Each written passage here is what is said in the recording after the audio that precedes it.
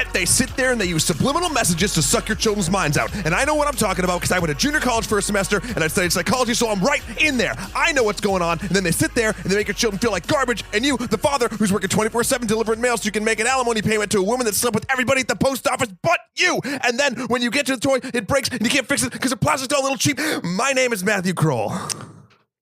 Put the cookie down.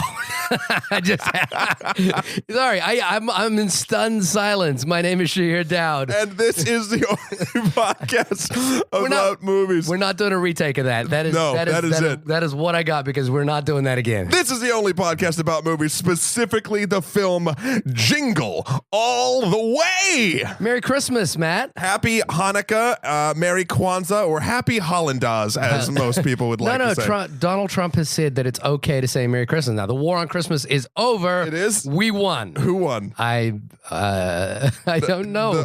Yeah. The people. The people. The people won. We are back. We're doing it for another year. We made it to another Christmas. This is reason to celebrate. I still have a terrible voice. Apologies to listeners. I'm just coming down, I think, with what you had. Well, you shouldn't be making out with me during the podcast. Well, I should have more tea.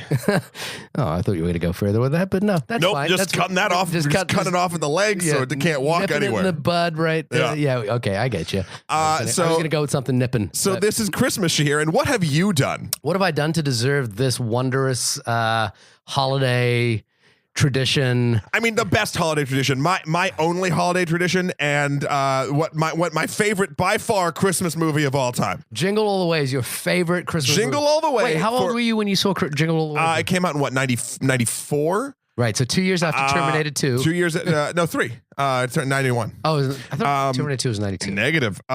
So it was the tail end, or it was the summer of 91. Oh, know I'm Googling this shit right now. I think I was, 13, 14? Something like that? Okay. And this is your favorite? This is my favorite Christmas movie for reasons I will go into as we move on. For reasons unknown. Did you find it? Did you find what Terminator 2 was? Terminator 2 is 91. Thank you very much. There you go. Merry Christmas to me. And wait, here's a question, Shahir. What's your favorite Christmas movie? It's an interesting question. I don't know if I have like a favorite. My favorite Christmas tradition is sitting down to watch movies. Sure. So it doesn't matter. But it doesn't have to be a Christmas movie. It doesn't have to be a Christmas movie. I've watched the Texas Chainsaw Massacre with my family on Christmas Day. You know, that explains a lot. That explains a lot. And yeah, it was an uncomfortable movie experience. I would probably say, though, every year it gets harder and harder to watch this. I do love It's a Wonderful Life because I started watching It's a Wonderful Life much later in life. I didn't watch it as a kid. It wasn't on TV. It was something I discovered later. Same. I don't know how I would have reacted to it as a kid. Right. Because and the thing that makes it harder to watch is I love it. I'm a big Frank Capra fan. I love that Mr. Smith Goes to Washington. Sure. Most of Frank Capra's stuff. What I would say though is every year that I watch It's a Wonderful Life, I go, there's a moment where I'm like, this is a long ass movie. Yeah. It takes a while before like Frank Bailey is like talking to the the angel that might, that's going to show him how he might live. So I do love It's a Wonderful Life, and I do own it on Blu-ray, and I do try to watch it. I would say though, it's not my favorite Christmas movie. It's a movie that I think is just excellent, and there's a good tradition to watch it. Sure. I love National Lampoon's Christmas Vacation. Also wonderful. I love that movie. That movie's a pure joy to me, and I just enjoy watching it. Shout out to my old roommate Joe, who used to watch it every Christmas Eve, and if we were around, he'd make us watch it, and that was a lovely tradition too. It wasn't mine, but I loved it all the same. I would just watch it. I could watch that movie any time of the day. Well, what is it about Christmas movies in general? So we had this conversation on when we talked about Die Hard last year, which was is Die Hard a Christmas movie? Well, no, that's not quite the same conversation. I'm sorry, I might have set it up poorly. Well, no. I think we're going to get to this, but because what was circling around the conversation around Die Hard was, is it a Christmas movie or does it just take place on Christmas? And those are two different things. Sure, but what I'm saying is, what is it about Christmas movies, whether or not Die Hard is or is not? We know where we all stand due to last year's. If you haven't listened to that episode, go back. It'll be a lot of fun. There's something about Christmas films or holiday time films that I feel like there's almost like it's training wheels for your brain, because culturally, at least where I stand, I understand sort of the rules of Christmas movies, and it's easier, and I forgive more when it's a holiday film, as opposed to, say, if it was just taking place any old time. There's a untangible magic or something that, like, cinema lies to you anyway. It's just lying to you in the dark for money. That's what acting and cinema is. Right. But there's something a little bit extra, a little bit more magical about the lies for holiday films, and I don't know why that is. Is that cultural sort of like? Is that me conditioned? No, and I think that's why I mentioned the Die Hard episode, because I think Christmas movies are, to me, are about the spirit of Christmas. This idea for one day we forget our different, Snoopy's Christmas kind of thing. It's like, for one day, the Baron and Snoopy sit down and say, we're not going to fight today. We're not going to have this, the normality of our lives are going to go away for this one day, and we're just going to be good people for one day. And I think that, to me, is the spirit of what Christmas is, and that's what the spirit of Christmas movies should be. That's not to say movies can't take place on Christmas. But I think that's why, that's the spirit of Christmas is well and truly evident in It's a Wonderful Life. It's well and truly evident in National Lampoon's Christmas Vacation, even despite the fact that that is kind of a raunchy comedy. Yeah, I think it's probably well and truly evident in a movie called Elf, which I haven't seen. Oh wow, overrated. I like Elf, but people go nuts for it, and I'm like, okay. I think those early Will Ferrell comedies people really go nuts for, and I'm like, I'm not a huge Anchorman fan. I mean, I loved what was the frat one? Old School. Yeah, I loved Old School. Right. Well, I would argue that Jingle All the Way is the most true to the Christmas spirit out of any Christmas film. I don't think that's true. I think the most true to the spirit of Christmas would have to be one of the Star Wars movies that we haven't reviewed, Star Wars: A Christmas Special. And I only wanted to bring that up because this was a perfect segue to talk about last week's So you don't believe it? I have not watched the Star Wars Christmas Special in a long time. We should do that. We should do it. There's a lot of Ewoks in that in the Christmas Don't Special. They go to Kashyyyk? Don't they go to the Wookiee planet? The Wookiee planet, right? Yeah. And it's Chewbacca. You see Chewbacca's family. Yeah. And Chewbacca's got like a shitty kid. I don't remember. Again, it's been so long. Write us in. Let us know how shitty Chewbacca's kid is at onlymoviepodcast@gmail.com. You can also find us at onlymoviepod on Twitter if you want to give us any more tidbits about the Star Wars Christmas movie or whatever your favorite holiday films are, be it any holiday that you choose around this season. And you can reach us all there. And iTunes. Please leave us the gift of an iTunes review. The reason I brought up Star Wars is that we reviewed a little movie last week called Star Wars: The Last Jedi. Are you mispronouncing names again? People don't like that on Twitter. No, people don't like a lot of things on Twitter, as it turns out, and The Last Jedi is one of them. Oh, yeah. But also people equally love and hate The Last Jedi. So divisive. I feel like we were fairly middle ground. We were, and I just got to say, I've read... I don't need to read another think piece about Star Wars and the role of consumerism. I think what we saw last week is perfectly acceptable as a Star Wars movie, but not that great a movie. And I just don't, and I was thinking about it today, is like, we've done 9 Star Wars movies on this podcast. 2 of them have been good, I would say. And that is a pretty low batting average for a franchise. I would argue that. I know you would like. You would like more of them, but I would say 2 for me. 2 have been pretty good. 1 has been okay.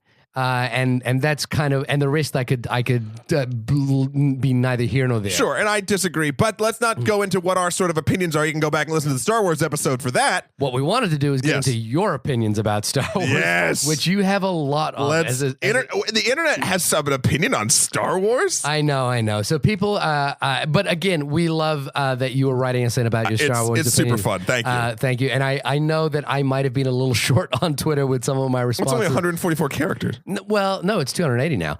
But also, I was. Here's the thing. I am. Star Wars. A bastard. I am a bastard. Star Wars was one of 3 films I saw last week, and it was the least memorable for me. The least I want to talk, the least I care about, the least I want to talk about. Yeah, but now you're remembering right quick. Thanks, internet. Well, that was the thing. People were reminding me of stuff that happened in the movie, and I had nothing to go back. And I was like, yeah, that happened. It's a thing. I guess maybe that. Let's get into some. All right. So Jonathan Blade on Twitter. Ooh, that's a fucking badass name. Great. Jonathan Blade. Wrote in quickly that something definitely changes in the status quo of this movie, Only Agreed. Movie Podcast. That's something I disagree with, which I don't think a lot changes in this movie. Enough for me to care about. A lot does. Jonathan writes in response to Bob Chipman, who's been on the show, by the way. Yep. In my opinion, the very ending scene is about the functional socialization of the Force. It's a natural resource that the Jedi has cornered the market on, and the burning of the tree represented the opening of the market to the masses. This is in keeping with the overall tone of the film. I just realized we should have said spoilers for Star Wars. I'm presuming most of you have seen it at this point. But that's such a minor thing. I'm sorry about that too, listeners. But at the same time, you literally just said the burning of the tree. That could mean anything. Yeah, a tree burns down in Rey's I mean, have you seen California? Oh yeah, I mean, it happens all the time. Yeah, they just cut to like a B-roll shot. They got that B-roll. So sad. If we have any listeners in California, I hope you're all okay. That's fucking awful and terrifying, and we wish you all the best. And not to be made fun of, as I just did. Yeah, we're assholes. But I think Jonathan's point was is the ending of The Last Jedi suggests that the Force has been opened up to a whole lot of things. In my opinion, I don't care because to me, the opening up of the Force is almost incidental to everything that happens in the movie. Oh, disagree. I know you do, but I don't care. And the other thing is and this was just a minor note for me. The shot of the last kid who may display some Force-like powers. I was like, does it really have to be the blonde white kid? Do we really have to do that, kid? If we're going to suggest that the Force is opened up to everyone, that is one of the few criticisms you have weighed onto this film that I 100% agree with. Do we need to do like Luke Skywalker, and now this kid is your point of saying that's opened up to everyone? Anyway, moving on. Yeah. Ivan Kanda, who's friend of the show and hosts the Reviewed podcast. Ivan, what up, Ivan? I was going to write a really long blog post on why The Last Jedi is so mediocre, but Shahir Dad on the Only Movie Podcast did it for me in podcast form. Then he retweeted our tweet. He and I had a long back and forth about how generally disappointed we were with the movie. But look at you two loving the smell of your own farts, just going back and forth and back and forth and taking big whiffs. Here's the thing: I wasn't disappointed with the film because my expectations were low. I don't care. I loved IH4N on Twitter, who called me out for calling him Han Solo. It took me the longest time. I was like, that's his name, isn't it? That's his name. Isn't it Han Solo? How many Hans are there?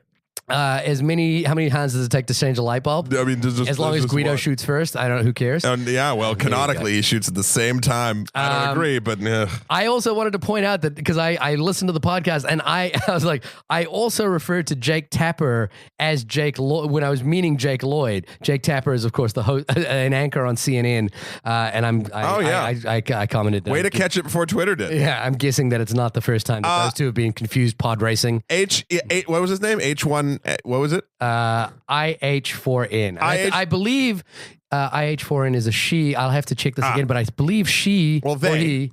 They. No. Sorry, I'm getting this wrong. I was going to say they'd requested a movie from us before. Either way, I all the letters and numbers. I appreciate calling me out, calling out Shahir 100%. You make my job easier. However, I do have to throw a flag on the play with the old nerd card. And out of all the things you could have disagreed with Shahir about, that one's the least important. And also, he had a cold. We got to forgive him. He was probably sounding like this the entire time. It's full of phlegm. That's funny though. I love it when people call out my fucking random small shit, and I'm like, God damn it! I know it was. I mean, again, I don't care. I think you do. Tom on Facebook wrote a really long, and we had a couple of back and forths with Tom. Lovely message. He basically says, I liked it, didn't love it, but I was pleased with many of the decisions the film made. Nihilism seemed to be the theme for this episode. No one gets what they want, be that glory, validation, or purpose. And this this is where I sort of went, maybe I'm giving the film too much credit, but I think this theme is intentionally carried through to the meta level for the audience in denying us a backstory for Snoke or Rey that ties into the wider mythos. They're making the audience feel what the characters are feeling, that maybe there is no destiny, no plan, that all of this is ultimately pointless. My hope is that they're pulling us low for a payoff in the third installment of the trilogy. It's a clever move if this is the plan, but of course that still leaves us with a film that's tough to love. A bleak film, but by no means equals a bad film, though I'm not sure what the average Star Wars fan is after. I agreed with that less and less as it went. He also says the whole Casino Planet section was trash.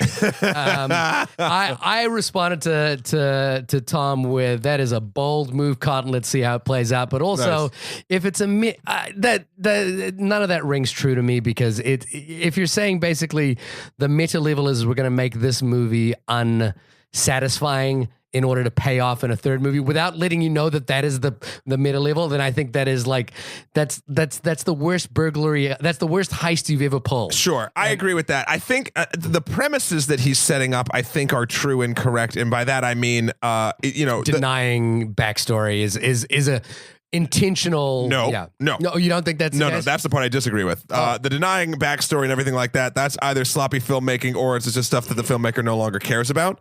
I mean, to think about it, when the 3 original trilogy came out, we didn't know who the hell the Emperor was. He was just the Emperor. And did anyone really want to know where he came from? Hell, we don't really know where he came from. We just know he was a senator before. And Snoke, so it literally has the same amount of backstory as the Emperor. Now, could they have said like, "Oh, Snoke took power. He's a Sith." Da da da da. Yeah, they could have given us the 2 lines of dialogue to clarify. I don't give a shit because Snoke I never even liked him when he was a giant 40-foot hologram. What I do agree with is the idea that the movie is, by circumventing expectations of what Star Wars fans think a Star Wars film could be, it's doing that through circumventing expectations from characters. So Poe keeps doing these random acts of heroism, but rather than get rewarded for it, he keeps getting called out about he's fucking everything up, and people are dying because of him. Finn's about to jump ship and then gets taken on a wild goose chase to sort of maybe save them or get away or whatever. Don't do any spoilers. Don't give away any spoilers. We already said there's spoilers. I know, but listen. And Rey's stuff, she's learning things about herself that maybe she's not a special wunderkind that she thought she was. So I think all of that it's important because, I mean, here's the deal, Star Wars fans, myself included, this is not ours anymore. Right. This is the next generation. These are kids that are going to be growing up knowing these heroes as no 10-year-old, or I should say most 10-year-olds don't give a fuck about Luke Skywalker. If you're a 10-year-old listening to this podcast, please don't repeat what Matt just said. Don't give a flying fudge. So there's truth and truth and lies. Truth and lies. I would just say I agree and disagree with the comments, but I enjoy reading them, and I like the discourse. I like the discourse. I would just say again, and we talked about this on the Thor Ragnarok episode. These movies occupy such a cultural. They hold such a major spot in our cultural conversation, yet to me, they almost have the least amount to say and the least that is relevant to us. And again, in my case particularly, it was the least memorable thing I saw last week. I find look, again, I love that people are writing us in. I love that people get excited about Star Wars, but this is the most, we've had the most conversations we've had all year probably about Star Wars. And it's a film that's, I doubt it's going to appear on your top 10. Maybe it is. It's definitely not going to appear in my top 10. It's not a film that I think it's not going to appear in my top.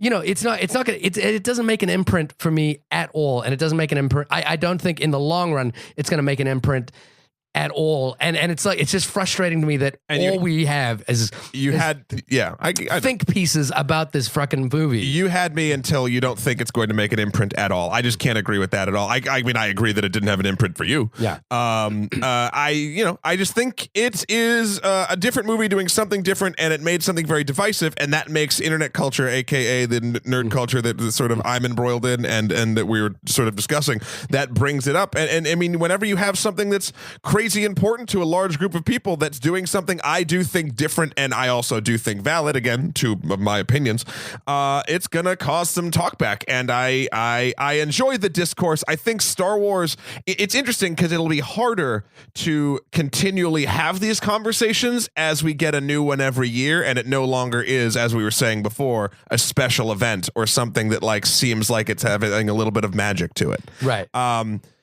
Yeah. So, but I will say this. Was that all the emails? That's everything. Again, write us in at onlymoviepodcast@gmail.com or hit us up on Twitter at onlymoviepod to continue that conversation, Thank you which so I don't much. want to continue. No, keep it going. Keep talking about Star Wars forever. Forever. Here's the thing. If you write us in, I will respond. You will just be angering me, which I know is fun to do. Well, yeah, it is. Trust me. I take it from me, the originator of this entire pissing Shahir off. No, but Star Wars was a great movie-going experience for me. We had a lovely time in the morning where we went and got coffee, and it was lovely for me. However, Shahir, before we get into the greatest Christmas movie of all time, okay, I actually just got out of seeing another film, The Shape of Water. The Shape of Water. I have not seen it yet, but I heard excellent things. I enjoyed it thoroughly. Might be my favorite Del Toro film. Okay. So Benicio Del Toro? Yeah. What did I say? No, you haven't read the Rick's Reed review on The Observer? No. Quick shout out. Rick's Reed, the old reviewer for the, and I say old pejoratively, he is a very old man. He wrote a very negative review of The Shape of Water, and he referenced the director as Benicio Del Toro while lambasting the film and clearly getting every detail wrong. Wow. It is. No, I meant Guillermo. Yeah, no. I know that. I was joking. So, apologies. That's okay. But Shahir. Yeah. So the movie's great. Everyone, I think, should see it. I think it's worth your money. Real quick review. The movie going experience was one of the best / worst I've ever had. Lincoln Center Theaters. Lincoln Center. I'm sorry, the AMC Lincoln Square. Sorry. Okay, so decent, reputable, big. They've got one of the few true IMAXs in North America. This was not in that theater, but okay. It's fine. But it's a nice theater. Yep. I go there. It's a theater of preference. So we get there. We're sitting down, me and my friend Katie, and we're hearing a bit of a commotion, like maybe 4 rows up. Okay. And the trailers had just started. You didn't have your headphones in. No. See, this would have all been avoided if you just had your headphones in. No, I would have hated to miss this. So a woman is talking quite loudly to another woman. One woman is standing, the other woman is sitting, and it comes to light that the woman who is sitting is in the woman who's standing seat. Okay. And it goes back and forth for a while, and it gets really loud. And, these conversations I love personally. I've gotten in discussions with Jamie and with a couple other people who both like and dislike assigned seating at theaters. Yep. I really like it because it allows you to show up whenever you'd like, basically. Yeah. But this woman who did not have the seat that she was sitting in would not move. Right. She wasn't familiar with the seating arrangement. Well, she was yelling about how it's fine because the woman who was trying to sit in the seat that she purchased was late. Okay. Defeating the purpose. Defeating the purpose of assigned seating altogether. And eventually it got so heated that the entire theater turned on this sitting woman, on the woman who's in the wrong seat. Yeah. And she got up. She didn't get up forever. Like the manager came out. She wouldn't get out of her seat. The movie's already starting at this point. This has gone through like 3 trailers. The movie's starting. Oh, yes. Oh, wow. Okay. They stopped the movie. They stop it. They stop the movie because and they bring up the lights. The woman would not get out of the seat, and she starts yelling how this is art and you shouldn't be late to art, and how she's an artist and she hates everyone. And it comes to very much light that she is not from the United States. She, I think, is a tourist. Okay. And the woman who was trying to get her seat wasn't like being rude, but she was being forceful. Like, I paid for this. This is where, and like it's funny because the woman.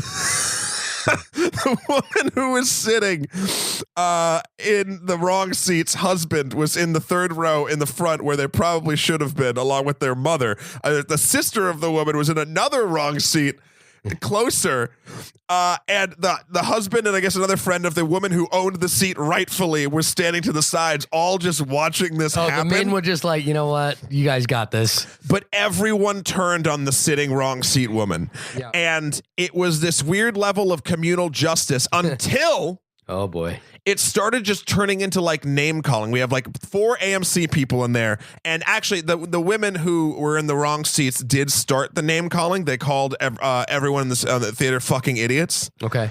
Did it get Did it get racial or No, nasty? that's the interesting part. Or personal in a sort of like demographic kind of way? No. So Like- I couldn't identify the woman's accent who was the tourist. It was definitely, I want to say somewhere in South America. Okay. And the woman who was, I mean, this doesn't, I wouldn't have even brought this up had you not. I just wonder about like these sorts of things. Well, the woman to who base themselves to that. Yeah, label. the woman who was who bought the seat and it was clearly her seat was Indian. Okay. Along with her family my as well. people.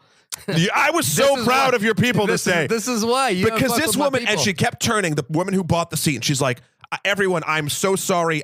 This is my, like, I don't want to interrupt anyone's experience, but if this woman would just move to where and everyone, like, literally to the point, because you could tell that the woman who owned the seat was getting like upset that she was ruining the movie for people. Yeah. We all like rallied against her, like, no, you're totally right. Get your fucking seat. Yeah.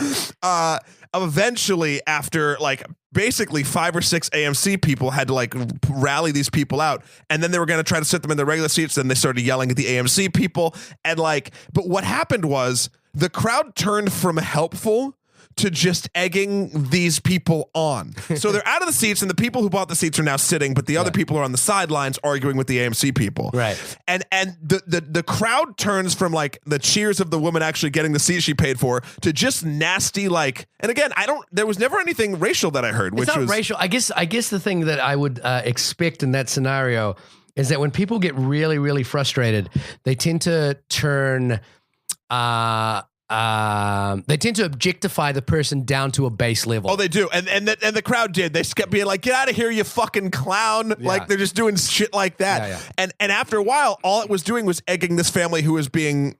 Who was in the wrong, egging them on to just yell back and forth. And after a while, I'm just like, wait, did the whole family? I was expecting to happen here is like the mother would be abandoned. Nope. Like the mother and the dad went over and just were talking quietly to the AMC person. The woman and her sister went over there and were having a screaming match with the entire theater. Right. By the way, everyone's cell phones other than mine were out and recording. I know. This. I was gonna say, I bet you right now, if you Google Lincoln Square.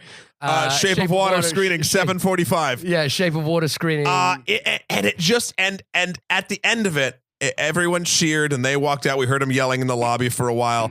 And then after the film, which again was lovely once they restarted it, my friend Katie ran into the woman whose seat was rightfully hers in the bathroom. And I'm so glad she did. I wanted to shake this woman's hand, but Katie was like, you did amazing. And apparently all the women in the bathroom were like, yes, like you are the best. And like they all gave her like a nice sort of like, which I feel like was turning a frown upside down. It's true. It's good. Like I don't know what I would do in that situation. Like how bad was it a full house? It's kind of, yeah. Okay, I mean, so how bad would it have been? The family of the woman who was in the wrong seat was like third or second row, which is where they probably bought their tickets, and they didn't want to be there. Right. So they spread out. Right. And during the trailers.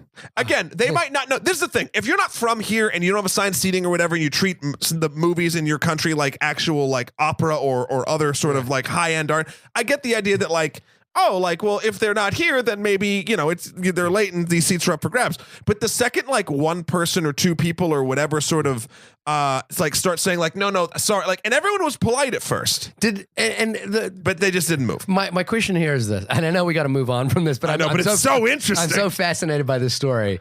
Did the woman who had purchased the ticket produce empirical evidence that she was holding up her phone with you could see the barcode and everything else. She showed the AMC person. I was shocked how little the AMC person did. They were all just sort of standing there waiting, like as if the guilting this woman was going to work, and it was not. I will say this about being in America from New Zealand in that scenario. I am a little fearful of the American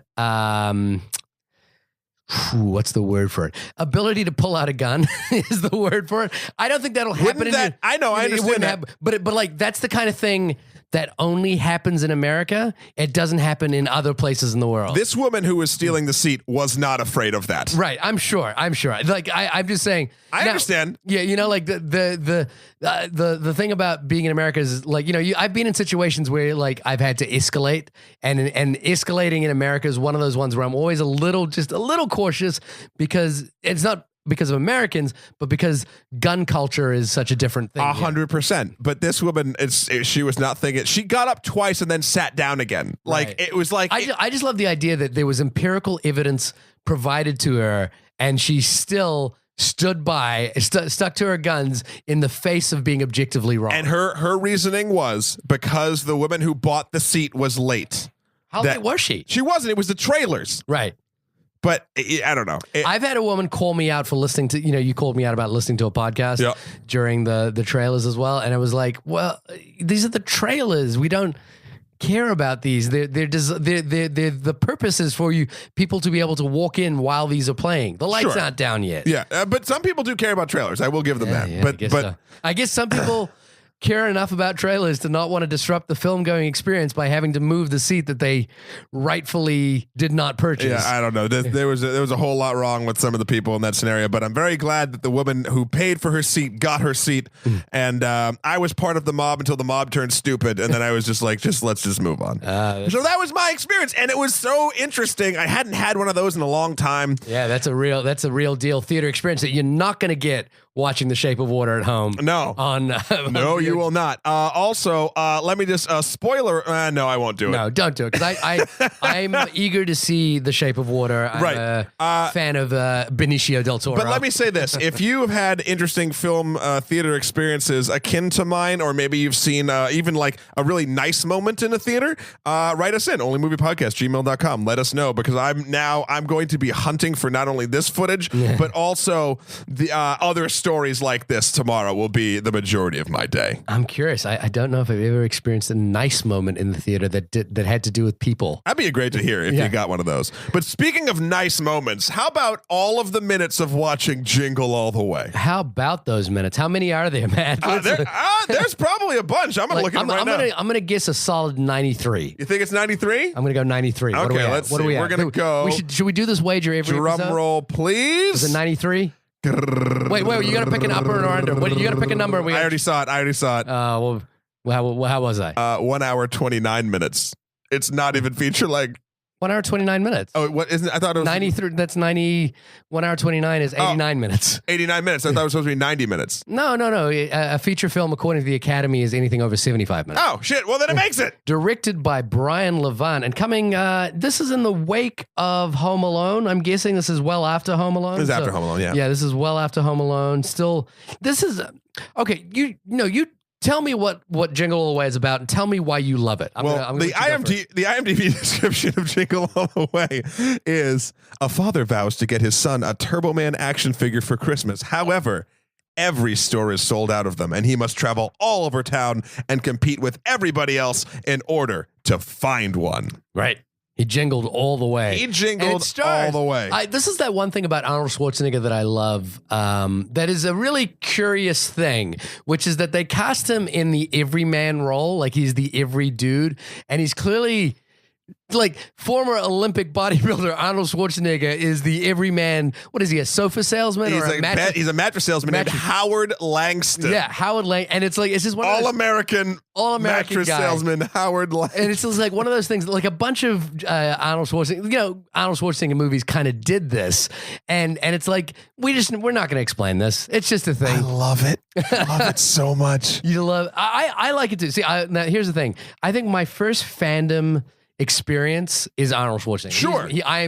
That is the first fan club I was a part of growing up. I was a big Arnold Schwarzenegger fan. But tell me, Matt, your first experience from watching this movie, young, 13-year-old? I think I was 13, and it just combined all my favorite things. So Turbo Man, Arnold Schwarzenegger, and Christmas. Well, here's the deal. Christmas. Okay. Arnold Schwarzenegger, obviously. Yeah. Parodies of action heroes and action figures and just sort of like that part of culture. Do you like Last Action Hero, by the way? Oh, I didn't when I was a kid, but I love it now. Right. I'm a big fan of that movie. And the ugly side of consumerism. Okay. And it all churned together. This was the first time I'd watched a Christmas movie that had a tangible message to it. Not like one that's like be kind to your fellow man. Like those are all very not theoretical. What's the word I'm looking for? They're like academic. I guess academic or philosophical lessons. Okay. Almost. This has a I don't know. It has a real good just handle on like, oh, by the way, this thing that started Christmas as a time of Christ and all the sorts of things that go with the actual story of it. The Coca-Cola Corporation started this. We all know the truth. Right. But it is literally just annual gift giving day. Right. And this movie, while still like dancing around in Christmas magic, also gets a bit in the muck. Okay. And I appreciated that. Even when I was younger, I knew that this had a little bit something else to say. Okay. And I really bought into it. I think the supporting cast, I think Sinbad is great. I always forget how great Sinbad is and stuff. Yeah. He apparently improvised most of his own lines. Yeah. and Arnold apparently improvised a lot of the reactions. In fact, one thing, this might be a minor criticism of it, but like you can actually tell when you watch it, Arnold's improv lines, because they don't sound like anything that Howard Langston would ever say. Like it's just like a total like callback to whatever Sinbad said. Is it because you can see him mouthing his like rehearsals and every other day? Phil Hartman? Phil Hartman. Oh, MVP Phil Hartman. You might remember me from such shows as Jingle All the Way. Oh, yeah. It's a famed Simpsons actor who we lost too soon, Phil Hartman. Rita Wilson? Played Troy McClure. I hate saying this, but the wife of Tom Hanks. It's a terrible thing. It's not terrible. It's a good thing to say, but I don't want to like say that that's all she's known for. No, she plays Howard's wife Liz in this. Also, you got to give it up to Jake Lloyd, who I mischaracterized earlier on. Yeah, he's in here. Anakin Skywalker himself. The origin story even before Tatooine. Right. Jim Belushi is in this film as Santa, as a mall Santa. No, he's the real Santa. Yeah, he's the. Real I'm always forget like the actual like. There's some real good funny people in this movie. Yeah. And this movie wouldn't have actually come about, Shahir, had the Planet of the Apes film. The remake? The not the newest one, but the Tim Burton. Yeah, the one with Mark Wahlberg. Had been floating around forever. Okay. And Arnold was attached to it. Right. And then it just fell through before it like got retaken by Tim Burton, whatever. And Chris Columbus, who produced this and was also producing that. He wrote Home Alone as well. Yeah. He's like, well, Arnold, do you want to do this? And Arnold was psyched because it was an everyman role. He was psyched that he just got to do it. Right. Because he at that point, he hadn't gotten to really do it. Have you ever heard of pay or play deals for actors? Yes. Yeah. So you should define that though. Arnold was probably on a pay or play deal for Planet of the Apes, and a pay or play deal is where you get paid regardless of whether the movie goes ahead, because there's inherent contractual value to have an actor attached to your film, like Arnold Schwarzenegger. So here's the thing: when Planet of the Apes probably fell through, he probably received his $20 million paycheck, and then went around and collected another whatever it was for Jingle All the Way. Also $20 million. That's was it literally $20 million? It was rumored. Yeah. Oh wow. This movie made, I think, the budget was $60 million. Yeah. Around that, it made about 61. Really? Domestically, and then internationally, it's made double that. Okay. So but it has a 17% on Rotten Tomatoes. Okay. And why do you think that is? I think I'd wonder if there's any. First of all, I don't think many Christmas films have great ratings on Rotten Tomatoes. I'd say The Nightmare Before Christmas would be. Sure. Yeah. Yes. And It's a Wonderful Life. Yeah. But I think it's because it's just seen as the dumb, slapsticky holiday movie that Arnold did that one time. Okay, so tell me why it's not the dumb slapsticky movie. Because it's literally, again, it doesn't lie about what Christmas is and has become and what you kind of have to do to fight to, if you want to, bring it back to what it's meant to be. Isn't? Okay. And It's a Wonderful Life does that. There's no question. And this is the spiritual successor to It's a Wonderful Life. They were literally Frank Capra and then Brian Levant. But like, if you think about it, it's kind of the same. It's kind of the same vein. So It's a Wonderful Life is about a man who's not sort of thankful for all the things he has, right? Mm-hmm. And then he learns through after, if he was never existed or whatever like that, how things would be different. And then he realizes that his life has purpose and he tries to fix the things that were wrong. Still trying to connect that to Jingle All the Way. So Jingle All the Way is the story of a man who is not thankful of any of the stuff he has and turns Is he not thankful? He knows you're his number one customer. He's neglecting his child. He doesn't remember the Christmas present he promised his wife he'd do. He's neglecting his wife, as illustrated by Ted snooping around, played by Phil Hartman. Is that? I don't think that's not being thankful. I think that's being neglectful, right? That's a different thing. It's the same shit. You're neglectful of things you're not thankful for. I could swap in It's a Wonderful Life that he's being neglectful about his life too. That's semantics. No, it's not semantics. It's a different thing because in this film, he is neglectful of of what his child wants. It's not that he's not thankful. Like, he works hard and he's trying. He consistently misses. No, he consistently misses all of his child stuff. This is all set up. He misses like milestones in his kid's karate life. class. Yeah. So like it but that's sets not up. he's trying to get there. He just gets held up by a cop. It's not like he wouldn't have made it. So what happens is he leaves the office late, and you actually kind of get there's actually a wonderful scene in it where he's answering a bunch of, it's like the holiday Christmas party at like his mattress store, and he's answering all these things like, oh, well, if the color's too dark for the fabric, we'll just send it back. Hey, because you're my number one customer, and you see this mini montage of him telling all these people, you're my number one customer, or you're my number one customer. And then Liz calls his wife about like, you better make it, Howard. And he's like, I'm going to make it. Don't worry. Hey, it's because you're my number one customer. He's like, no, Liz, I'm sorry. And like, again, they paint these movies as the characters. But like, isn't that an example of being neglectful? That's to me is like why do you neglect something, Shahir? Let's go do word games. Why do you neglect something? Because you've forgotten about it. Why do you forget about stuff? Because you don't. Why do you forget about stuff? But not being thankful is a different thing. Not caring and not being thankful are two different things. They are two different things. Just define the differences. Okay, so not being thankful for like owning a bonsai tree is not the same as not caring for a bonsai tree. You know what I mean? No, what bonsai tree? Because if you're can you use a less weird example? No, because if you're neglectful of a bonsai tree, it'll die. It requires care. It requires time. As your family life will die if you neglect it. But that's different to not being thankful for it. That's a different thing. How do you treat things you're thankful for? You take time with them. Yeah. You would you say you don't neglect them? But being thankful is you're being super semantical. I'm just saying I think you're missing what the problem in his life is. And to me, one of the things about this movie is I think this movie kind of misses the boat here is that he is not spending enough time with Jake, and he misinterprets. Now Jake really wants this toy. Now what he should be doing is spending time with Jake and maybe going to get the toy with And that's what he learns by the end. But that's what the movie Spoiler misses. alert. He spends the whole movie not with Jake. And I'm like, oh. Yeah, and he learns his lesson at the end. Oh my God, did a character in a silly Christmas comedy learn a thing? No one's ever done that before. Like, that's what happens in Christmas movies. I just like the notion, like the thing about consumerism in this film. To me, now again, it's not a bad movie. I love National Lampoon's Christmas Vacation unabashedly. I don't think that's a great movie, but I love it. That's a weird sentence you just said. You don't think it's a great movie, but you love it. Love is something you'd reserve for something that like you hold in a high esteem. But it's not a great movie. You don't have to hold something in a high esteem to love it. You can. Holy shit! Are you a broken human being? What are you talking about?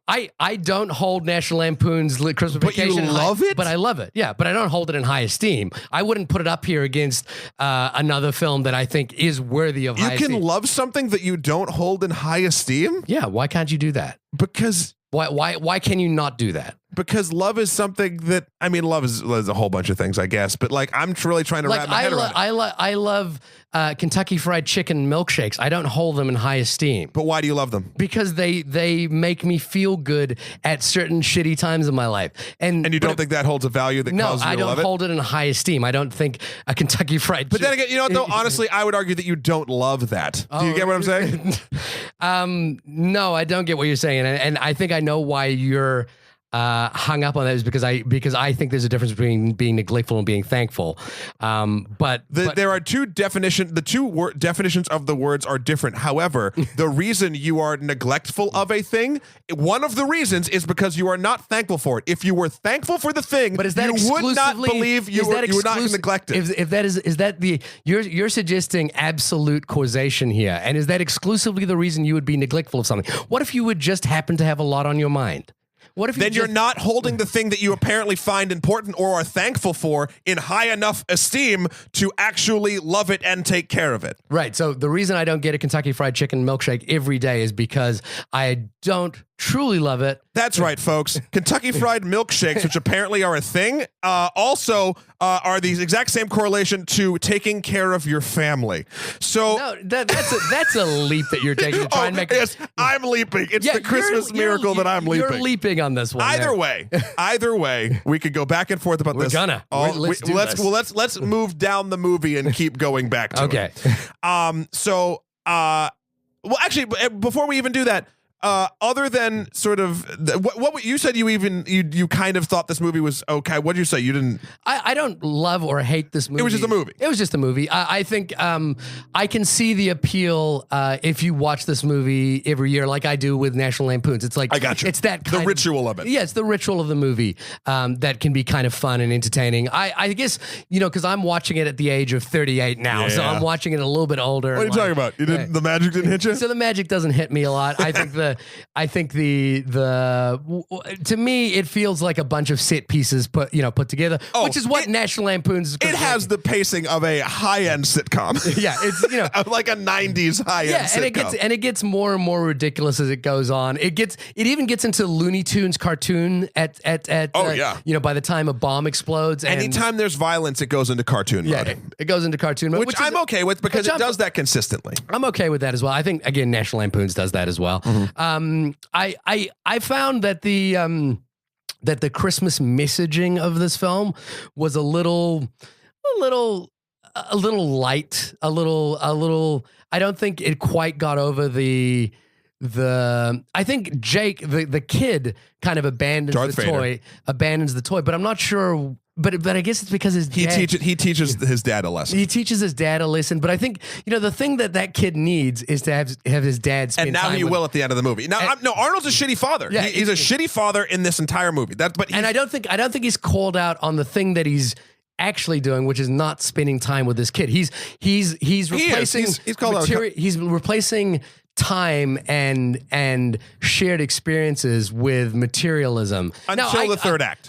And the thing is I think that is very true. People do that. People, give gifts in lieu of actually spending time with someone. And societally, the crazes of like Mighty Morphin Power Rangers, Tickle Me Elmo, Tickle Me Elmo happened the same year this movie came out. I think, and wasn't this movie was based on the Cabbage Patch doll. Cabbage Patch and Power Rangers were the two inspirations. Yeah. So that makes sense to me. I guess, I found the jokes,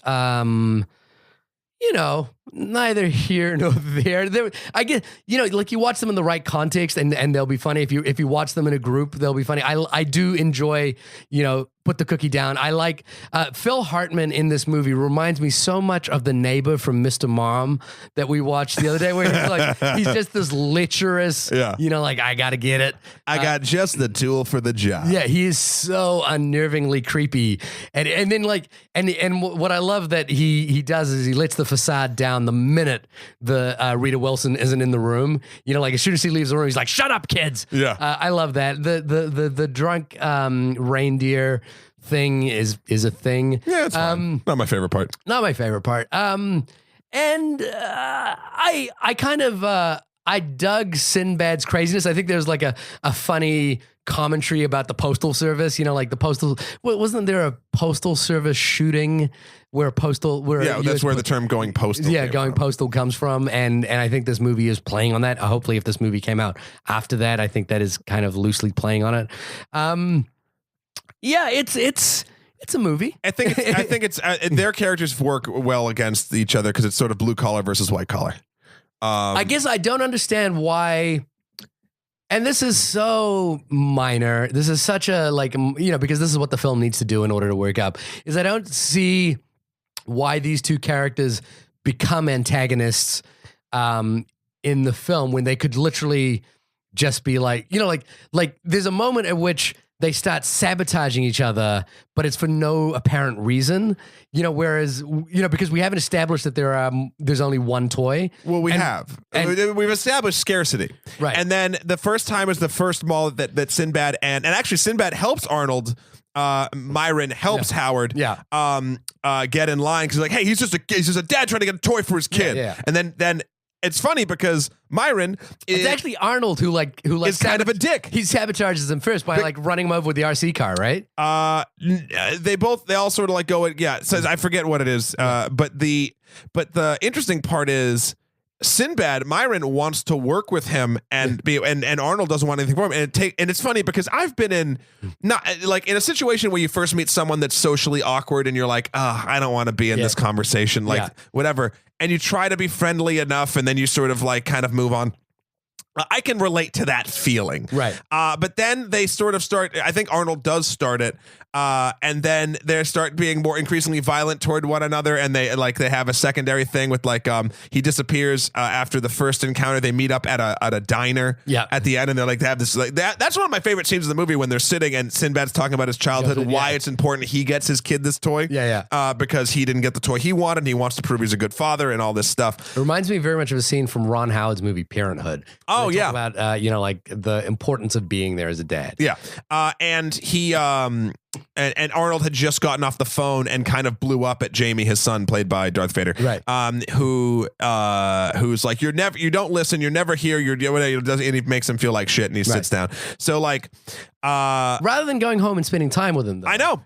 Then he goes home. There's a bit with the radio station where they think they get one, and there's a bunch of. Well, we're skipping over a bunch of stuff, but there's a bunch of what I would consider fun set pieces to try to get these Turbo Man action figures available because Arnold lied to his wife and said, "Oh yes, I got one," and then he didn't. So they go to a couple malls. The malls out of them, they have plenty of Turbo Man's faithful sidekick Booster. Right. No one likes you, Booster. Booster is a giant pink saber-toothed tiger. Wasn't he played by the guy from Revenge of the Nerds? In the parade, he's played by him. Yeah. And King of the Nerds, which I made it to the finals of the almost onto season 2 of, but I never made it. Oh, I'm not nerdy enough. There you go. So there's that. Then there's this whole bit in the Mall of America where they don't have enough toys, so they're giving raffle balls, which they do at these certain things with a suitable markup. Yeah. Oh yeah. The price for each doll has just tripled. Pray it won't triple again. Yeah. And then that goes awry, and Arnold's chasing a ball through the entire mall. Then he meets a mall Santa who has a secret underground workshop of Santas all making knockoff toys. And he tries to pay $300 to get a knockoff one that's like the Spanish version that's broken. Then the cops come and raid it, and he gets away with Arnold gets away with the fake badge. Then he runs into Myron at the diner, which is where the scene we just discussed. And then there's one more scene of they hear that the radio station has one, and they have to answer what's the name of Santa's 8 Ranger? And it's Dasher, Dancer, Prince of Vixen, Comet, Cupid, Donna, Blitz, and I got it. I'm having a great time. Bye. Okay. Let's talk about that for a second. Right. Arnold's having fun here. Right. Arnold, I don't think I've seen an Arnold movie where he's had the same amount of consistent fun. Right. It wasn't Twins was a little more serious, I would say. So then that turns out to be a gift certificate, and they have to get away because Myron pulls a mail bomb or whatever. And he goes home empty-handed, and that's when he confronts Ted and all that jazz. And so then because Ted's being a dick and putting the star in his tree and basically trying to hit on his wife, he goes, and Arnold, this is the interesting part. This is where Arnold gets the lowest, is when he goes into Phil Hartman, Ted's house, to steal a Turbo Man doll. He knows that Ted had gotten his own kid. And then he's about to steal it. And he realizes, what am I doing? I'm stealing from a fucking kid. This has gone too far. Yeah. And then there's the weird side thing with Ted has a reindeer for some random reason. He's trying to free him and let him go upstairs. And there's a fire in the house. And there's a fire in the house. And things get zany. Yeah, they get zany. Very cartoon violence. And then Arnold has to punch out the reindeer, but then he gives him a beer, so it's fine. Then Ted takes Liz and Jamie and Ted's son to the parade. Right. And then Arnold decides, no, this is stupid. I just want to go be with my family. And he goes to the parade. And the reason why I think that doesn't hit for you and a lot of people, Shahir, is because that's a very quick moment, and it's instantly subjugated by him getting whirlwinded up. There's also a cop, the cop that pulls him over in the beginning, he keeps running into comically and fucking up, and he has to keep getting in trouble from this cop. Yeah. So as he sees Phil Hartman make a move on his wife from a long distance away in a car, and he gets mad and he storms through and he knocks hot coffee all over the cop that's been sort of his foil the entire time. Right. And so he has to run. Right. He runs back because that's what you do. Yeah, you run from the. Just keep it here, guys. If you're Arnold Schwarzenegger, you run from the cops. Yeah, because your legs are so strong.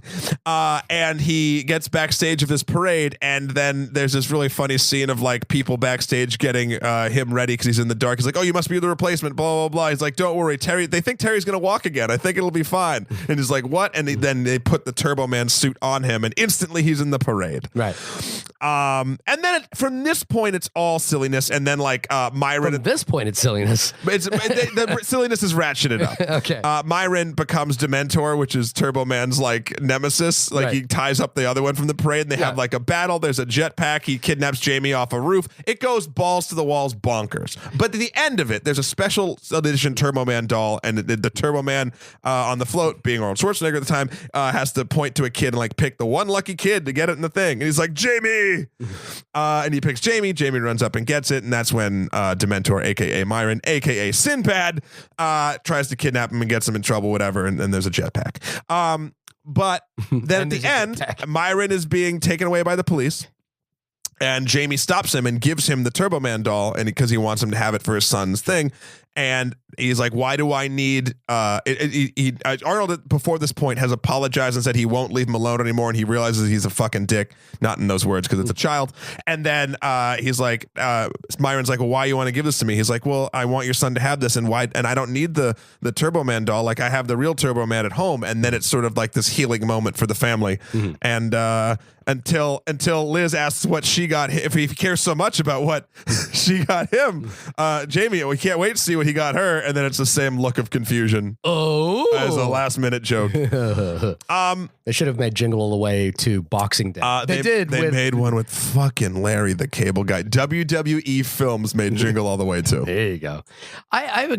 So the thing that I thought was really interesting watching this was that, like, again, when I watch older films like that, I sort of like to look at them as time capsules and like, what do they represent at the time? Sure.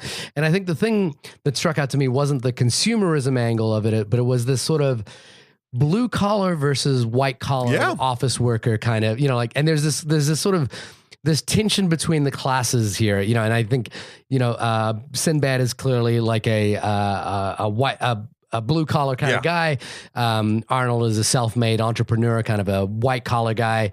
And there's this sort of like, I was curious about like the extent to which Arnold was willing to pay money to get the doll, which I didn't think was something Sinbad could do. So it was kind of this case where it was like, oh, it's $300. I can buy myself out of the situation, where Sinbad actually has to go through the process. Yeah. And then it was actually as you were kind of telling the story of the film, I was kind of wondering, again, don't want to do that thing, which is like review the film you saw, not the film you want to see. But you're gonna do it. But I'm gonna do it. But I wonder what the dynamics of this film would have been, and the richness of this film would have been if the person he was competing to get the Turbo Man doll with was Phil Hartman and not Sinbad, because then it would be about the usurper and the person who, like they're both fighting for. They're almost fighting for the same, not quite the same thing. They have the same tool set. They have the same tool set, but they're also like kind of going, like, because Phil Hartman's character has designs on Arnold's wife. He's kind of like, he's trying to vie for the affection of that family as well. And I think that would have been a sloppier film if you're combining those characters. I agree with like, oh, that's an interesting take to see if they were on the same economic footing. Yeah. But I also think that Phil Hartman plays a foil to Arnold in this film, but they never actually like have a moment together. They never really confront each other. And I was kind of like, oh, I wonder what it would have done to the dynamics of the film if you kind of switched Sinbad out for Phil Hartman.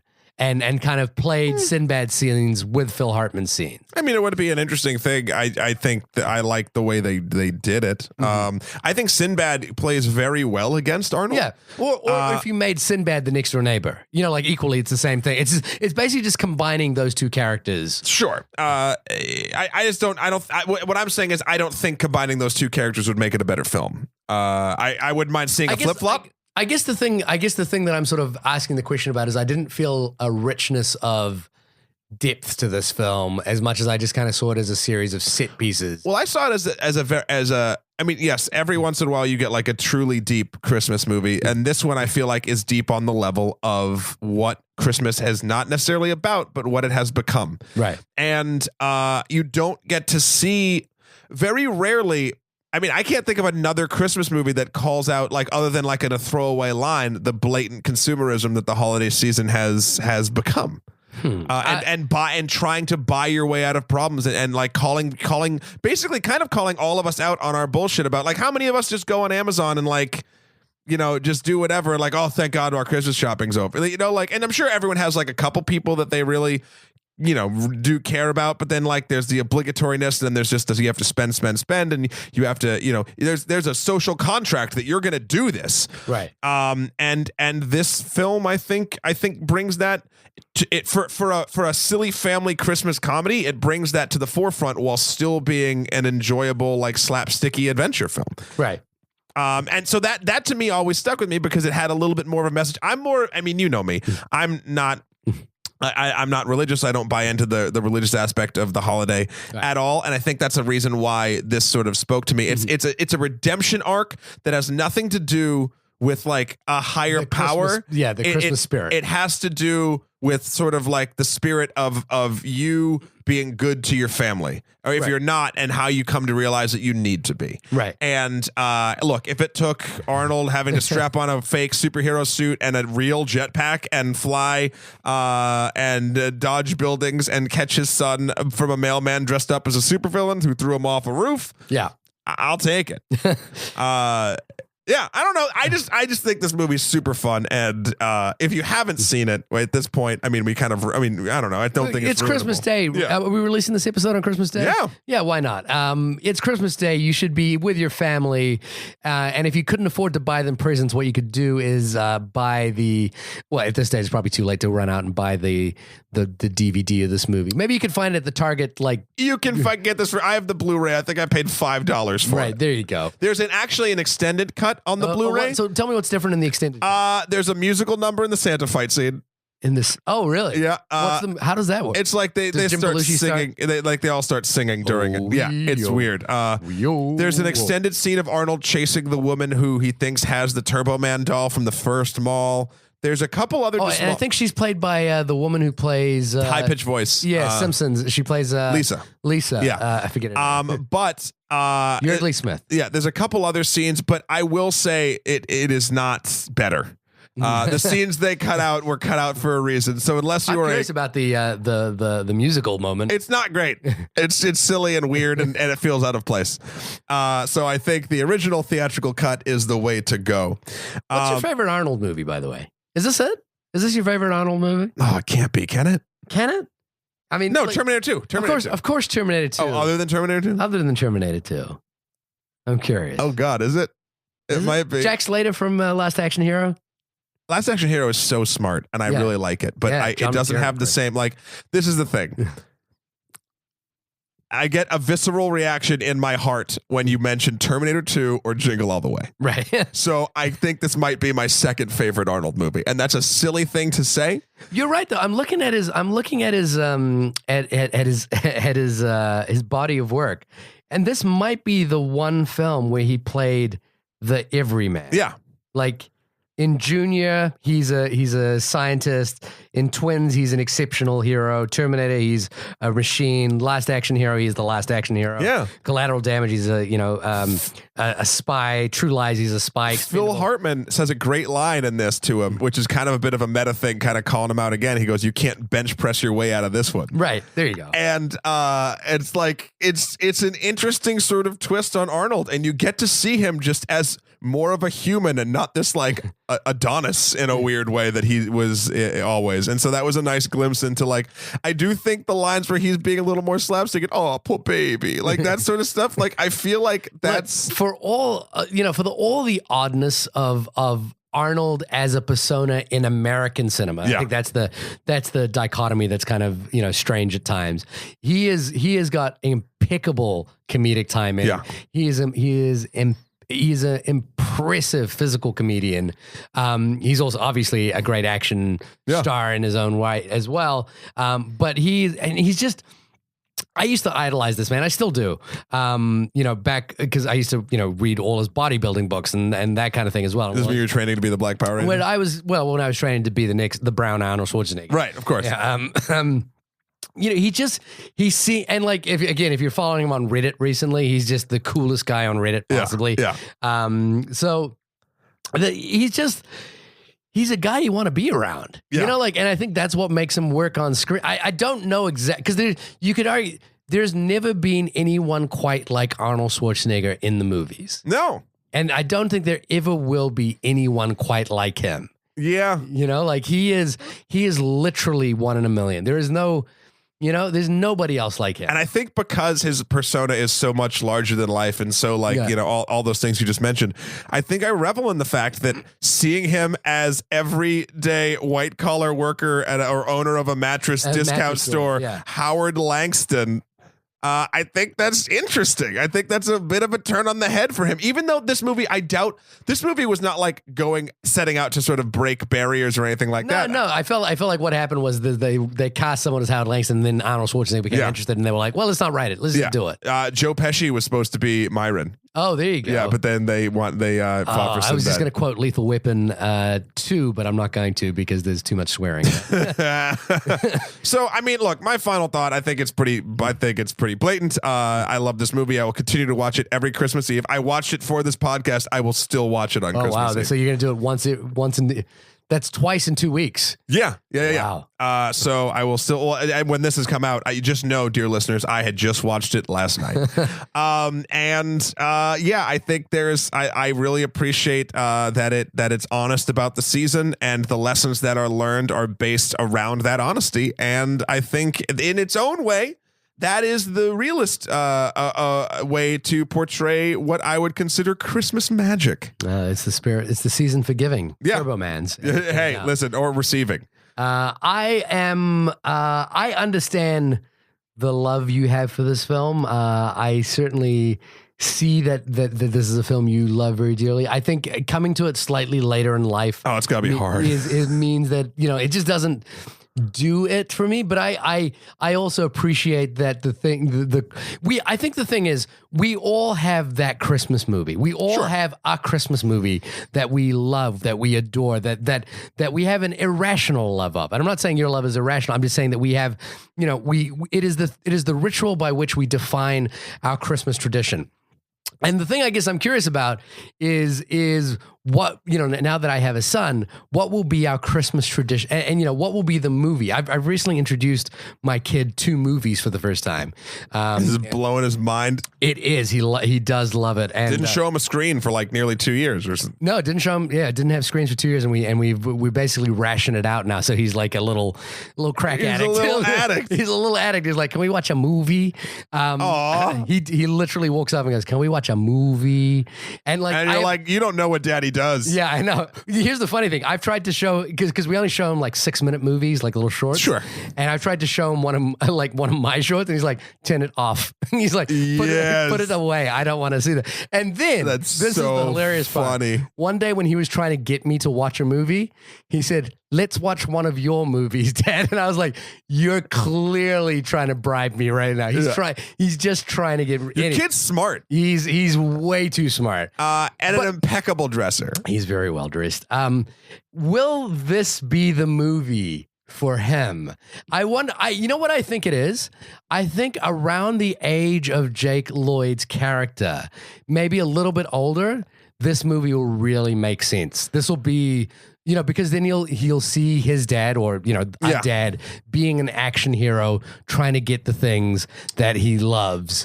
I hope that's the case. I think the only weird thing is this movie fell into an odd time in the 90s where G.I. Joe, Power Ranger, like all those sort of things, basically IPs created to sell toys were the soup du jour. Yeah. And I don't think that's really 100% the case. Like I don't know if it'll resonate to people outside of that sort of that wheelhouse. Because when he's that age, I doubt it's going to be like action figure. Like there's not going to be like the version of the Ninja Turtles or like something like that. It's going to be something else. I would just say this. There's a Reddit thread. Again, we just pretty much live on Reddit. We should get our own subreddit. Yeah, there will be the only subreddit about movies. about the only podcast about movies. Yeah, I think that's great. Rolls off the tongue. There's a great subreddit that I love called High Quality GIFs. Oh, it's great. It's so good. There was a brilliant one last night about where they took the scene from A Few Good Men with Tom Cruise and Jack Nicholson, and basically Tom Cruise is a little kid talking to his dad on Christmas, and Jack Nicholson is the dad, and he's like, "So you're telling me Santa sees me, checks a list twice and knows everything I'm doing?" And Jack Nicholson's like, "Yeah, that's right." And he goes, "So why would I need to write him a letter?" And like Jack Nicholson flies off the handle and was like, "You can't handle the truth. I am Santa." I think that GIF, what is it? It's GIF. Yeah, write us in. Encapsulates the thing about this film, which is that every dad has to play the role of Santa for their kids, knowing very well that Santa doesn't exist. Sure. But has to continue them to keep the magic. And I wonder if that's a meta commentary on what watching your favorite Christmas movie is. It's knowing that Santa doesn't exist, but this is your Christmas. Okay. You see what I'm saying? I get it. No, I was reaching for that, but I'm just going to go with that. I get it. I get what you're saying. Yeah. It's a roundabout way of saying you're putting some belief in something that otherwise you might not get the benefit of your doubt. It's Snoopy's Christmas. On this day, you can put aside your pessimism and just watch with optimism. All right. Well, this has been the only podcast about Jingle all the way. I hope we both put away our differences, Shahir, and we came together at the end. Am I the Baron or am I Snoopy? I think I'm the Baron. You're the Baron. I'm the Baron. I wish I was the Baron, but I'll be Snoopy. You're Snoopy in this game. When you are not trying to shoot down my red doghouse, where can folks find you? You can find me firing at you with all cylinders firing, I guess, and on my website, www.shahirdaud, SHAHIRDAUD. I almost forgot how to spell my name. That's amazing. .com, where you'll find all my life and works. Matt, when you are settling in for a cup of hot cocoa, warming your toes by the fire, and curling up with your favorite blanket to watch Arnold Schwarzenegger as Turbo Man, people will probably find you at home. But otherwise, where would they find you? But in either of those situations, you can find me at MatthewKroll.com, MatthewKroll.com. You can also find me at Skeletor, the number 4, PREZ on Instagram, or Emperor MSK on Twitter. Also, we're still continuing our Friendship Watch thing, our little tie-in with James Portnow of Extra Credits. We're playing Overwatch, streaming live Saturdays at 8 p.m. Eastern. We did our first one last week. It was super fun. Thank you for everyone who tuned into that. Yeah. What's your Christmas wish for the new year? Oh, or do you do it in New Year? I guess I do New Year. What's your wish for all mankind and womankind? Person kind. I want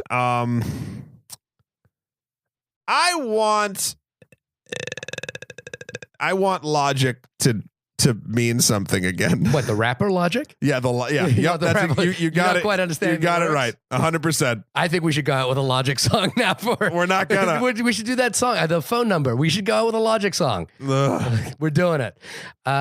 Is that what you want? You want Logic to make sense again? Yes. What does that mean? That means I need people to stop being dummies and start making sense and like think. If they're presented with information like a movie ticket which tells them that this is not their seat. Yeah. You want them to be like, oh shit, I'm so sorry, I didn't realize. Here, have your seat. Where's the entertainment in that?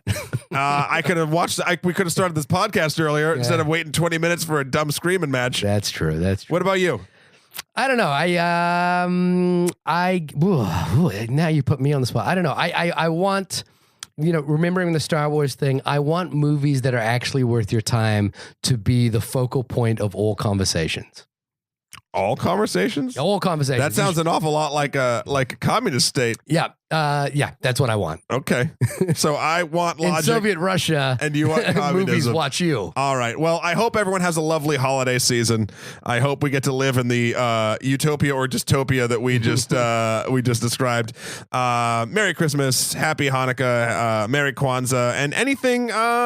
Is there a Satan holiday around this time? Probably not. There's the not the Antichrist, but the Wiccan. I mean, those are two very different things, but there's the solstices. It's like being thankful and neglectful. And all that two stuff. different Of course. No, not quite. But they go hand in hand. Everybody, thank you so much for tuning in. I hope you're having a lovely time with your family and those who you care about. Please enjoy the day. And wow, you know what? And if you're listening to us on Christmas Day, thank you for letting us be a part of your ritual. That's true. That's really special. And I actually am getting a little bit emotional about that right now. Anyway, we'll see you next week for a couple of billboards outside of Ebbing, Missouri, perhaps. We'll see you next week. Bye.